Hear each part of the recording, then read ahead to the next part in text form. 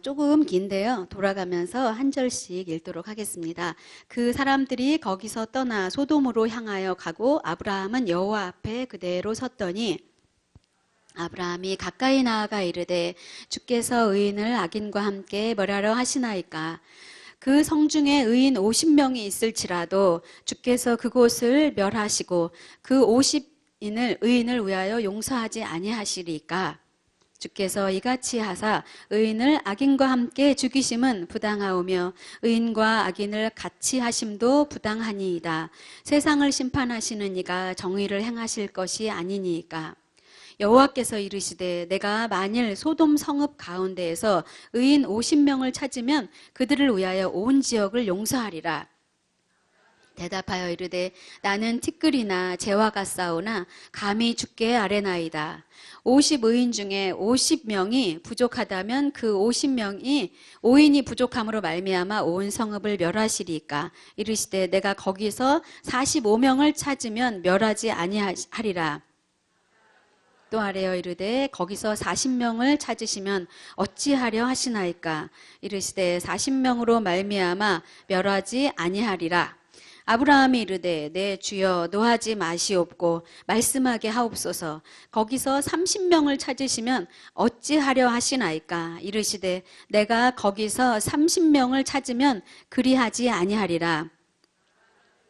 내가 감히 내 주께 아뢰나이다. 거기서 20명을 찾으시면 어찌하려 하시나이까. 이르시되 내가 20명으로 말미암아 그리하지 아니하리라. 아브라함이 또 이르되 주는 노하지 마옵소서. 내가 이번만 더 아뢰리이다. 거기서 10명을 찾으시면 어찌하려 하시나이까. 이르시되 내가 10명으로 말미암아 멸하지 아니하리라. 다 같이요. 여호와께서 아브라함과 말씀을 마치고 가시니 아브라함도 자기 곳으로 돌아갔더라. 예, 이 대목은 그 아브라함이 하나님 앞에서 소돔성이 죄악이 가득하여 이제 더 이상 견딜 수가 없어서 그 죄악이 가득한 그 성읍을 멸망하시려고 할 때 막아서서 아브라함이 하나님 앞에 그런 기도하는 대목입니다. 그래서 이 기도를 계속해서 조금씩 하나님께 그 협상을 하면서 나아가려고 했더니 이 말씀이 점점 길어져서 오늘 우리가 22절부터 33절까지 이르기까지 아브라함이 그렇게 하나님 앞에서 중보기도했던 그런 내용입니다. 그래서 오늘은 제목이 중보기도의 특권과 의무라는 제목으로 하려고 합니다. 예, 중보기도가 특권이 있고 또 우리가 또 그렇게 해야 될 의무가 있다라고 이렇게 오늘 본문에서는 말씀하고 있습니다. 그런데 이상하게도 이 아브라함이 계속해서 하나님께 이렇게 해주십시오. 50명, 45명, 그리고 또 다시 40명, 계속 이렇게 6번이나 계속 협상을 다시 하고 이렇게 하는 것을 볼 수가 있어요. 그런데 희한하게도 하나님께서는 그 협상을 계속 받아들이시는 것을 볼 수가 있습니다. 여러분, 어떤 기도를 이렇게 한번 해본 적이 있으십니까? 주님께 이렇게 기도했을 때 여러분의 인생 가운데서 기도를 했는데 하나님 한 번만 더 봐주세요. 하나님 한 번만 더 봐주세요. 거기는 내가 사랑하는 욥의 가족들이 있습니다. 내 조카 롯이 있습니다. 이렇게 하면서 하나님, 이 남편 좀 한 번만 봐주세요. 한 번만 더 봐주세요. 내 아버지를 한 번만 더 봐주세요.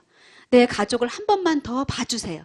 내 자녀를 이 정말 삐뚤어만 가는 내 자녀를 한 번만 더 봐주세요. 이렇게 하면서 계속 여러분 기도해 본 기억이 있으십니까? 있죠. 네, 저도 그런 기억이 있는 것 같아요. 한 번만 더 봐주세요, 하나님.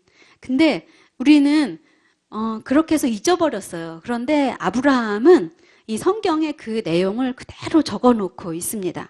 한 번만 더요. 한 번만 더. 조금만 더. 말도 안 되는 줄 알지만 제가 조금만 더 구하겠습니다. 한 번만 더 봐주세요. 그렇게 해서 롯이 구원을 받았죠. 결국 구원을 받을 때까지 이렇게 계속해서 기도하는 그 아브라함의 중보기도의 모범을 보여주면서 중보기도가 얼마나 중요한지에 대해서 우리에게 설명을 해주고 있습니다. 뿐만 아니라 저는 오늘 어떤 분이 오늘 오실까라는 생각을 하면서 저 혼자 여기 오신 분들은 꼼짝없이 중보기도에 짐을 지고 평생을 살아갔으면 좋겠다 라고 제 속으로 그렇게 결정을 내려버렸습니다. 여기 오신 분들은 정말 약한 사람, 연약한 사람, 자기 혼자서는 제 힘으로는 도저히 하나님께 나갈 수 없는 사람들을 보면 견딜 수 없는 마음을 주십시오. 중보기도에 정말 이거는 은사가 아니지만 은사를 주십시오. 선물을 주십시오. 평생 그렇게 살게 해주십시오. 그래서 하나님 앞에서 절대 떠나지 않고 계속 아브라함처럼 하나님을 코너에 몰아 넣으면서 이렇게 기도하는 그런 용사들이 되게 하여 주십시오. 제가 그렇게 기도했습니다. 제 기도가 마음에 드십니까? 아멘 했습니다. 감사합니다. 네, 오늘 중보기도가 무엇이냐면 오늘 말씀에 이렇게 나와 있습니다. 디모데전서 2장 1절에서 2절까지 이렇게 나와 있는데요. 중보기도에 대해서 이렇게 설명을 하고 있습니다. 거기 한번 다 같이 읽어보도록 하겠습니다. 디모데전서 2장 1절에서 2절 말씀입니다. 시작. 그러므로 내가 첫째로 권하노니 모든 사람을 위하여 간구와 기도와 도고와 감사를 하되 임금들과 높은 지위에 있는 모든 사람을 위하여 하라. 이는 우리가 모든 경건과 단정함으로 고요하고 평안한 생활을 하려 함이라. 예, 거기 어려운 말이 있는데요. 도고라는 말도 역시 다른 사람을 위한 기도라는 그런 의미입니다. 거기 보면 모든 사람을 위하여, 첫째는 모든 사람을 위하여 기도해라, 간구해라, 수고하면서 기도해라. 그런데 그 대상이 누구냐면 임금, 높은 지위에 있는 모든 사람을 위해서 하라라고 이렇게 말씀하고 있습니다. 그렇게 했을 때 우리에게 이것을 약속해 주시죠. 우리가 모든 경건과 단정함으로 고요하고 평안한 생활을 하려 함이라. 이것을 해야 우리가 고요하고 단정하고 평안한 생활을 할 수 있다. 이렇게 말씀하고 있습니다. 주님이 약속을 주셨는데 평안하고 단정하고 고요하고 평안한 생활이 우리에게 약속되어 있다라고 이렇게 말씀하고 있습니다. 모든 사람을 위하여 기도할 때 이렇게 말씀하고 있죠. 우리가 지난번에 기도에 대해서 설명을 들었어요. 우리가 기도할 때 기도는 대화다, 하나님과 교제다 이렇게 했는데 그 기도가 교제다, 대화다, 하나님과 이렇게 할 때 도우시는 분이 필요했었죠. 그럴 때 성령님이 우리를 도와주셔야 된다. 성령이 말할 수 없는 탄식으로, 로마서 8장에 말할 수 없는 탄식으로 우리를 위하여 도와주신다. 기도할 수 있도록. 성령님이 도와주시고, 두 번째는 중보자 대신 예수 그리스도를 통하여 우리가 기도할 수 있다라고 이렇게 말했어요. 그렇게 했을 때 우리의 창조주 대신 아버지 하나님에게 우리가 기도하면서 그에게 나가서 도움을 청하고 그와 더불어 대화할 수 있다라고 이렇게 말했어요. 그러니까 우리가 기도를 통하여 삼위일체 하나님을 만나게 되는 거죠. 그런데 이 기도 중에서도 가장 아름다운 것은 오늘 그 가장 위대하고도 가장 고상한 기도의 형태는 바로 중보기도입니다. 중보기도. 그래서 우리가 깨끗하게 씻겨져야 하고, 그리고 우리가 정결하게 돼야 하고, 우리의 죄가 보혈로 말끔히 씻겨져야만 합니다. 그래야 우리가 중보를 할 수 있고 누군가를 담고 기도할 수 있습니다. 예, 그래서 중보기도를 어떤 사람은 이렇게도 말했어요. 하나님의 나라에서 가장 큰 계율이 무엇입니까? 라고 제자가 물어보았을 때 이웃을 사랑하고 그 다음에 하나님을 사랑하는 것이다. 그렇게 말했어요. 그런데 이웃을 사랑하고 하나님을 사랑하는 가장 큰 방편이 뭐냐면 바로 중보기도입니다. 그래서 중보기도를 뭐라고 하냐면 보네퍼라는 독일 신학자가 이렇게 말했어요. 개인과 공동체가 날마다 스스로를 정화하기 위하여 반드시 해야 할 목욕이라고 말했습니다. 개인과 공동체가 날마다 스스로를 정화하기 위하여 반드시 해야 할 목욕, 그것이 바로 중보기도입니다. 여러분, 정말 우리가 기도를 오랫동안 하지 않았을 때, 그리고 하나님과 깊이 있는 교감을 하지 않았을 때 굉장히 힘이 들고 어렵습니다. 그런데 어느 날 정직하고 솔직하게 기도하면서 나갔을 때 우리가 어떤 것을 경험하게 되냐면 목욕한 것과 같은 그런 아주 깨끗하고 그런 마음이 들 때가 있죠. 시원한 느낌이 들 때가 있죠. 그래서 목욕이라고 이렇게 중보기도를 설명을 하고 있습니다. 그렇다라고 한다면 이 중보기도의 특성을 우리가 잘 알아봐야 될 것 같아요. 중보기도가 왜 중요한지를 더 가까이 알아봐야 될 것 같아요. 이 중보기도가 왜 중요하냐면 이 중보기도는 주님이 우리에게 나눠주시는 사역이에요. 사역. 주님이 우리에게 나눠주시는 사역. 이것을 꼭 기억하시길 바랍니다. 중보기도는 하나님이 우리에게 친히 나눠주시는 사역이다. 왜냐하면 히브리서 10장 12절에 이런 말씀이 있어요. 히브리서 10장 12절 꼭 기억해 두시길 바랍니다. 다 같이 한번 읽겠습니다. 시작. 오직 그리스도는 죄를 위하여 한 영원한 제사를 드리시고 하나님 우편에 앉으사, 이렇게 말씀하고 있습니다. 그리스도는 죄를 위하여 한 영원한 제사를 드리시고 하나님 우편에 앉으사, 이렇게 말씀하셨어요.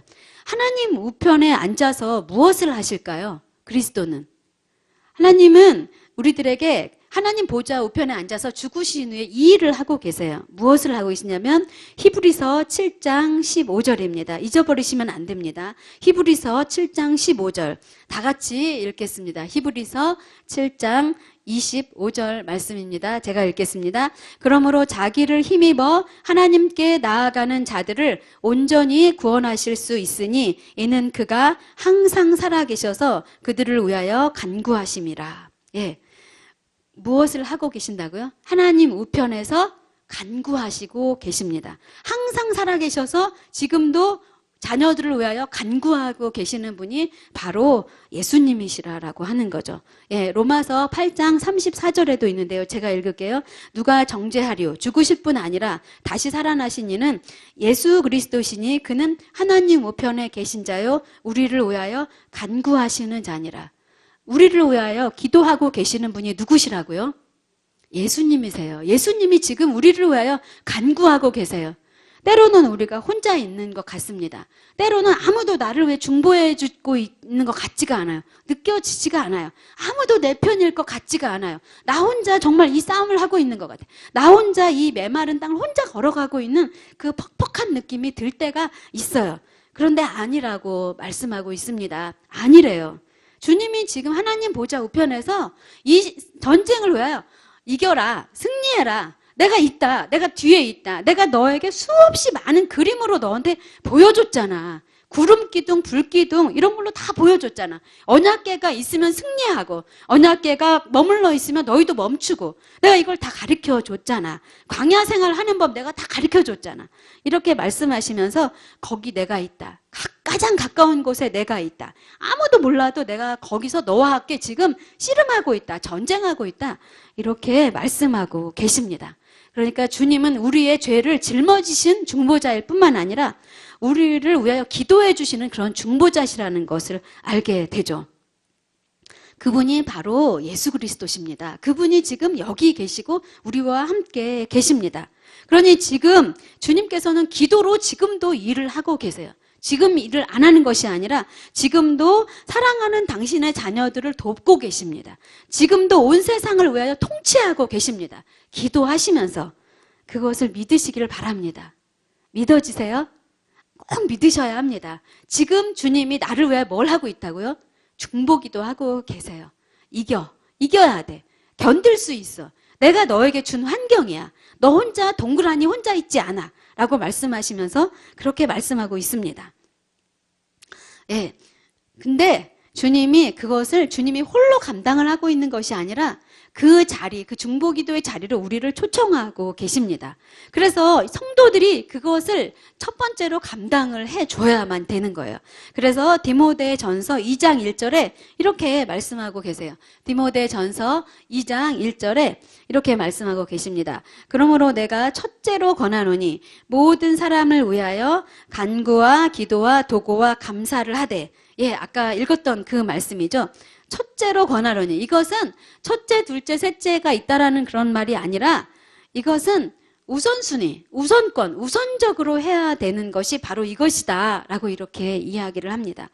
여러분, 내 자신이 아무리 기도를 해도 기도가 깊어지지 않을 때는 이제는 그만 기도해도 돼. 네 기도는 이제 그만해도 돼. 이제는 이웃을 위해서, 네 옆에 있는 사람을 위해서 이제는 기도해야 될 때가 온 거야 라고 우리에게 말씀해 주는 것입니다. 여러분, 기도가 너무 안 될 때는 더 이상 자기 기도를 하지 마시고 중보 기도를 하시기를 바랍니다. 이제는 여러분이 중보 기도의 자리로 부르심을 받은 것입니다. 그 증표로 기도가 안 되는 거예요. 그 기도가 막힌 거예요. 이제 더 이상 너에 대한 기도는 내가 이제 책임질게. 내가 이제 하고 있어. 이렇게 말하면서 네 주변에 있는 사람들을 봐. 내가 오늘 그 사람 보여줬지? 내가 그 사람 만나게 해줬지? 내가 그 사람 기억나게 해줬지? 이제 그 사람을 위해서 중보를 해야 돼. 여러분, 그렇게 순종하며 나가실 때 분명히 하늘문이 열리고 하나님이 거기서 우리의 기도를 들어주시며 우리 함께 기도하자라고 말씀하시면서 그 기도의 자리에 기름 부어 주실 것입니다. 분명히 그렇게 하실 것입니다. 예.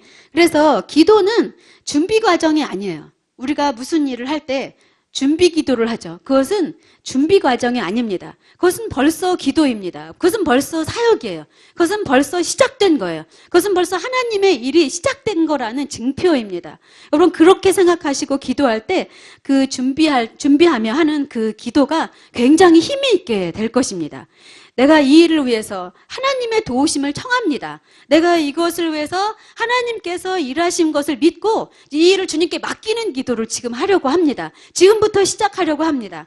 그러면 주님이 거기 오시죠. 거기서부터 시작이 되는 것입니다. 그 일을 경험하시길 바랍니다. 주님이 이렇게 일을 시작하셨어요. 마태복음 4장 1절부터 2절까지 보면 이렇게 적혀 있어요. 시험 받으실 때, 그때 예수께서 성령에게 이끌려 마귀에게 시험을 받으러 광야로 가사 40일을 밤낮으로 금식을 하신 후에 줄이신지라. 주님이 사역을 시작하려고 했더니 주님이 성령을 통하여 사단에게 시험을 받으러 광야로 내모르셨어요. 그때 어떻게 했냐면 금식 기도를 했다라고 이렇게 말씀하고 있습니다. 주님이 사역을 시작하려고 할 때 이 땅에서 사역을 시작하기 전에 기도 먼저 하셨대요. 금식 기도를 하셨다라고 이렇게 말씀하고 있습니다. 여러분, 금식 기도 잘하세요? 잘 못하시죠? 저도 잘 못합니다.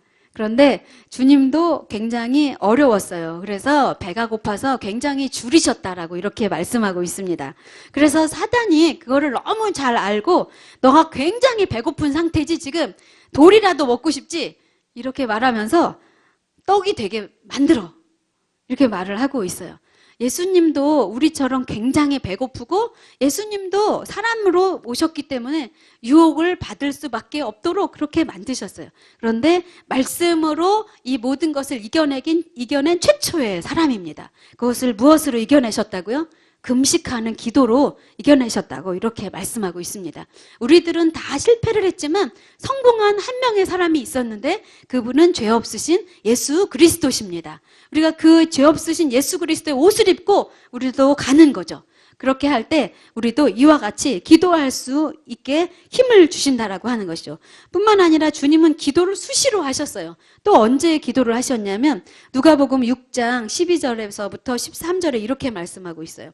예수께서 산으로 가서 밤이 새도록 하나님께 기도하시고 밝음에 그 제자들을 부르사 그 중에서 12를 택하여 사도라 칭하셨으니 제자들을 선택하는데 밤새도록 기도하셨대요. 여러분, 성경 공부하기 전에 누구 우리 구역에 왔으면 좋겠다 라는 기도를 혹시 하신 적이 있으세요? 아, 이런 사람이 우리의 구역에 와서 함께 했으면 좋겠습니다. 저는 이분들을 위해서 기도하겠습니다. 예, 혹시 구역장이 되기 전에 그런 기도를 하신 적이 있으세요? 혹시 우리 구역에 새로운 사람이 올 텐데 주님, 내가 밤새도록 기도하겠습니다. 여러분, 그렇게 하신 적이 있으세요? 예수님은 그렇게 하셨대요. 밤을 지새워서 기도하셨대요. 여러분, 사람을 만나서 하나님 나라의 일을 공부할 때 밤을 새워서 기도하시기를 바랍니다. 그렇게 해야 맞는 거예요. 주님이 하셨으니까. 뿐만 아니라 예수님은 또 언제 그렇게 하셨냐면 요한복음 11장 41에서 42절에 이렇게 말씀하셨어요. 돌을 옮겨 놓으니 예수께서 눈을 들어 우러러보시고 이르시되 아버지여, 내 말을 들으시는 것을 감사하나이다. 항상 내 말을 들으시는 줄을 내가 알았나이다 라고 말씀하셨어요. 이 말을 언제 하셨냐면 나사로가 죽었을 때 그 무덤 앞에서 하신 말씀이세요. 먼저 앞서서 기도하셨대요. 이 죽은 나사로에게 올 때 먼저 그 전에 기도해 놓으셨대요. 그리고 거기 오셨대요. 여러분, 병원 가기 전에, 저도 신방하기 전에 늘 기도합니다. 하나님, 무슨 말씀을 주시겠습니까? 무슨 찬양을 이분에게 주시겠습니까? 라고 하면서 저도 누군가 연약한 사람들을 위하여 만나러 가기 전에 꼭 기도합니다. 여러분, 우리는 기독교인이기 때문에, 우리는 하나님의 자녀이기 때문에 예수님의 방법을 써야 돼요. 그 사람이 무덤에 들어있던 사람이든 정말 불치병에 있는 사람이든 대책 없는 어떤 사람이든 그 앞에 그 사람 만나기 전에 하나님, 내가 가지만 주님이 내 손과 발이 되어 주님이 가야 합니다. 주님 지금 그 도움을 청하고 있는 거예요. 이렇게 우리가 기도해야 합니다. 주님이 그렇게 기도하셨다라고 하는 거죠. 뿐만 아니라 막판에 주님이 돌아가시기 전에 이 생에서 끝을 낼 때 그때 이런 기도를 하셨대요. 누가복음 22장 41절부터 44절입니다.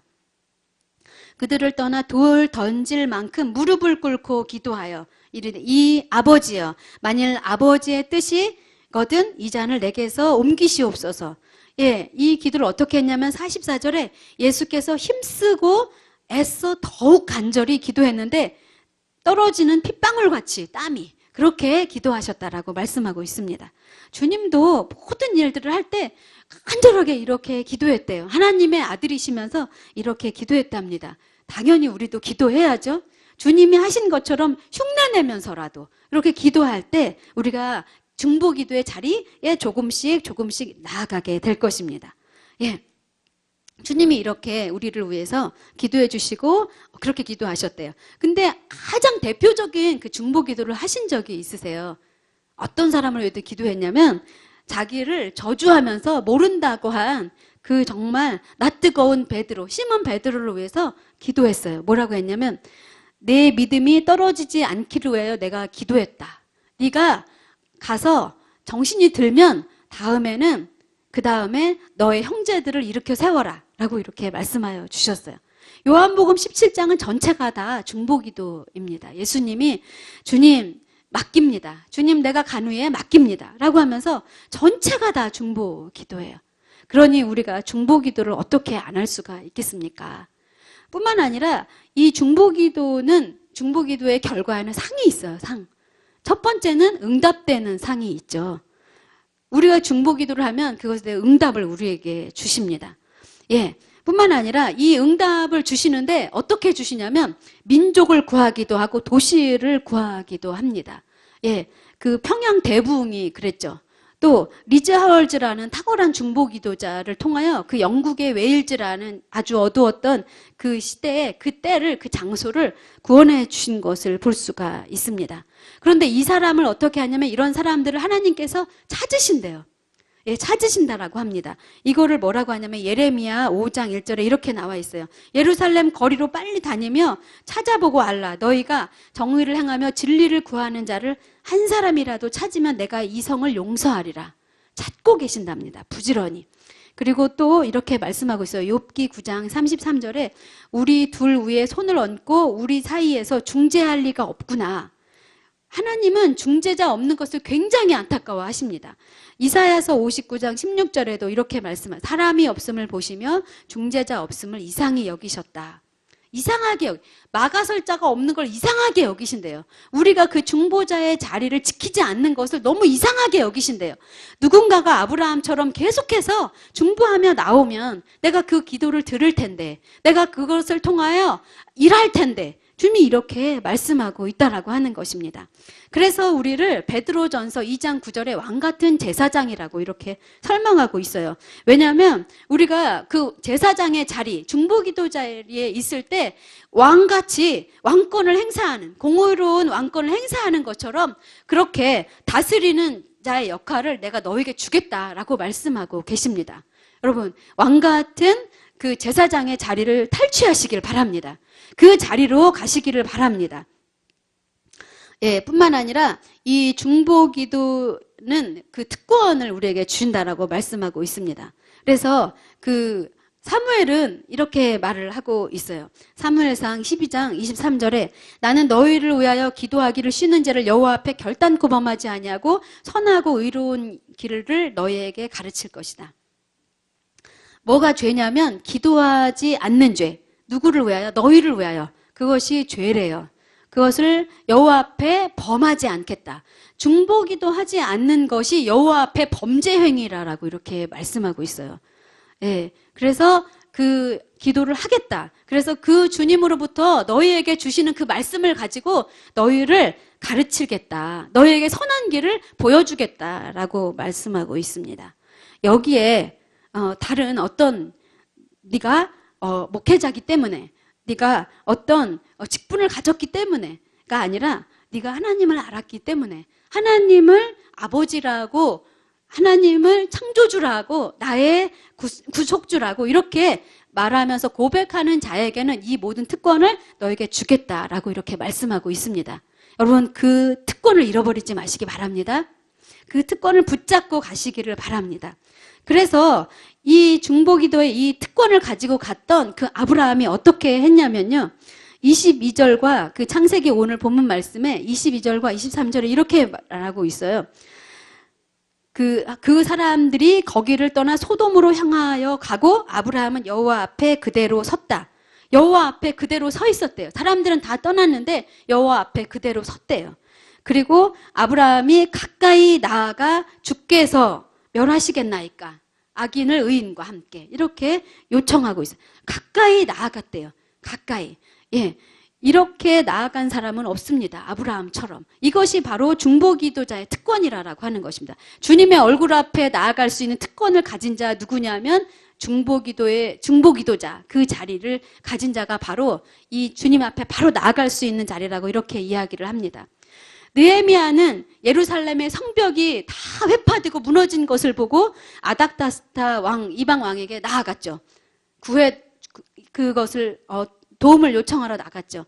에스더도 죽으면 죽으리라라고 말하면서 아하수에로 왕에게 또 나아갔습니다. 자기 민족을 구원하러 그렇게 나갔습니다. 예, 여러분 우리가 그렇기 때문에 그 우리의 연약함을 탄원할 수 있는 우리의 이웃의 연약함을 가지고 간구할 수 있는 그 자리, 그 특권을 그 중보기도의 특권을 가지고 나가는 여러분이 되시기를 바랍니다. 그 특권을 가지고 6번 이상 나아가시길 바랍니다. 수없이 많이 주님께 나아가시기를 바랍니다. 그렇게 할 때 주님이 그 기도를 들어주시죠. 저는 그 리즈 하월즈라는 탁월한 중보기도자 리즈 하월즈라는 책을 보면서 처음에 중보기도에 대해서 배워가기 시작했어요. 그런데 거기에 그 중보기도의 3단계에 대해서 설명을 하고 있는 것을 본 적이 있습니다. 거기에 뭐라고 하냐면 이 그 중보기도자 리즈 하월즈가 영국 사람이었는데 갑자기 어느 날 인도에 있는 어느 그 가난한 여인에 대해서 과부 여인에 대해서 기도를 시키기 시작했어요. 그러면서 그 여자를 위해서 기도해야 되는데 네가 그 기도를 하기 전에 그 여자와 인도에 있는 그 여자가 먹는 그 음식을 그대로 먹어야 된다. 내가 그렇게 할 때 그 여자를 위한 너의 기도를 받겠다. 하나님이 이렇게 그 리즈 하월즈 이야기하는 그런 장면이 나옵니다. 그런데 리즈 하월즈는 굉장히 덩치가 크고 큰 사람이었어요. 그리고 그는 그 탄광촌에서 일을 했었기 때문에 그 먹지 않으면은 굉장히 힘들었던 그런 상황이었던 거죠. 그런데 주님께서 뭐라고 하냐면 그 여자가 먹는 그 콩죽 하루 한 끼 겨우 그 죽 한 끼로 너가 하루를 살아야 된다 이렇게 말씀을 하셨어요. 그래서 리즈 하월즈가 그 콩죽을 얼마 동안은 먹었죠. 굉장히 힘들었습니다. 그런데 주님이 그런 일을 통하여 주님이 뭐라고 하시냐면 그 식욕, 탐욕을 그 식탐을 다스리면서 네가 그 여자의 그것을 동일하게 겪으면서 그 여자의 그것을 그 가난과 배고픔을 네가 겪으면서 그 여자와 동일하게 되는 것 이게 바로 기도다 라고 말씀해 주시면서 그 여자의 자리로 가는 것 그 여자와 같이 느끼고 그 여자의 배고픔을 네가 그대로 고스란히 느끼는 것 그게 바로 중보기도다. 나는 그것을 통하여 너의 기도를 들을 것이다 라고 이렇게 얘기했던 것을 제가 본 적이 있습니다. 그래서 중보기도라고 하는 것은 다른 것이 아니라 우리가 그대로 그 사람의 마음을 우리 마음 안에 가져오고 그리고 그 마음, 그 사람의 심령이 되어 그 사람의 자리에서 하나님 앞에 그 사람이 되어 동화가 되어 주님 앞에 나가는 그 과정 그것이 중보기도다. 그리고 그것을 통해서 내가 들을 것이다 라고 이렇게 하면서 그 중보기도의 영역이 넓어지는 것을 보았습니다. 여러분 우리가 그렇게 주님께 나아갔으면 좋겠습니다. 이것은 모세가 그런 기도를 했었죠. 하나님 주님께서 이 금송아지를 만든 이 사람들을 하나님 버려두고 주님 떠나시면 주님 나는 주님 가지 않겠습니다. 이 민족을 만약에 그냥 벌하시고 내버려 두시고 가신다면, 버리신다면 나는 그냥 가지 않겠습니다. 차라리 나를 주님이 생명책에서 지워주십시오 라는 그런 절박한 기도를 했습니다. 그것은 무엇 때문이었겠습니까? 사랑 때문이었겠죠. 사랑으로 그를 가슴에 품고 이스라엘 민족을 가슴에 품고 했던 그 사랑, 타는 갈증, 그것으로 주님께 나아갔던 그것이 아니겠습니까? 이 아브라함이 주님 앞에 그 두려움을 무릅쓰고 계속해서 6번씩이나 나아갔던 그것은 바로 롯과 그 가족들에 대한 사랑 때문이 아니었는가 이런 생각이 듭니다. 여러분 우리가 그렇게 나 자신의 그런 기도 제목들이 다 있다 할지라도 주님 내가 지금 가슴이 답답합니다. 주님 내가 그 사람만 생각하면 가슴이 먹먹해집니다. 하나님 내가 수도 없이 잃어버리겠고 주님 포기를 했었습니다. 그러나 주님 내가 그 리즈아울주와 같이 그 모세와 같이 그 아브라함과 같이 그 자리로 포기하지 않고 다시 가겠습니다. 그 자리로 다시 가겠습니다. 주님 내가 그 자리로 가겠습니다. 내가 지금 기억나는 그 자리로 주님 가겠습니다. 이렇게 하면서 다시 여러분 그 중보 기도의 자리를 다시 차지하시기를 바랍니다. 우리 시간 찬양하면서 같이 찬양한 후에 다시 계속해서 기도하면서 나가도록 하겠습니다. 보혈을 지나 하나님 품으로